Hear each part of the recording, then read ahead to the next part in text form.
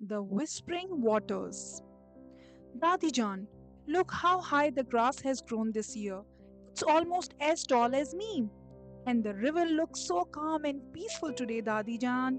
Yes, my dears, the monsoon rains have been so kind so far, filling our fields and the river gently.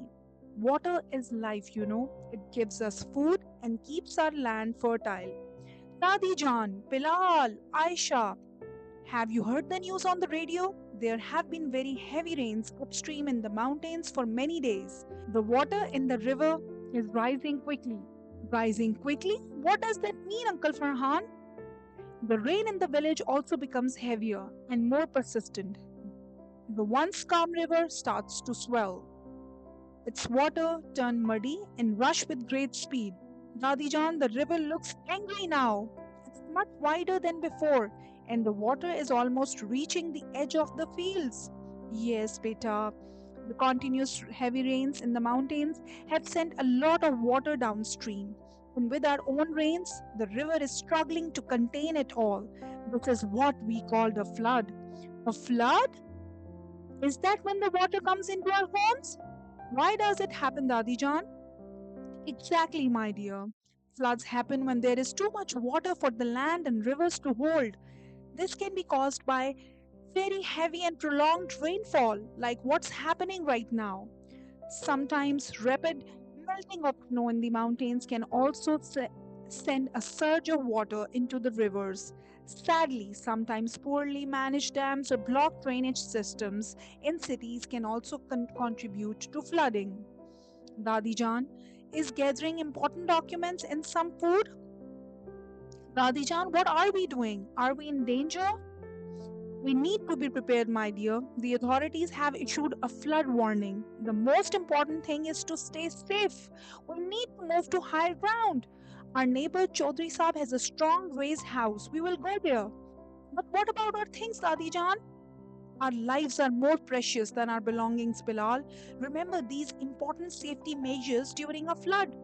Listen to warnings, pay attention to radio, television, or announcements from the authorities. They will tell you if you need to evacuate. Move to higher ground. If told to evacuate, do so immediately. Go to a safe place that is above the flood level. Never walk or play in flood water. Flood water can be very dangerous. It can be fast flowing, contain hidden dangers like broken glass or sharp objects, and may be contaminated with diseases. Stay away from electricity poles and wires. Water and electricity are a dangerous combination. If you are in a vehicle, do not drive through flood water. You can easily lose control and the water might be deeper than it looks. Keep an emergency kit ready. This should include drinking water, non perishable food, a first aid kit, a torch, a radio, and important documents. It's so scary, Dadi Jan. Will this happen again? Sadly, floods are a natural part of our climate, especially during the monsoon. But there are things we can do to help reduce their impact. Plant more trees. Trees help to absorb rainwater and prevent it from rushing into rivers too quickly.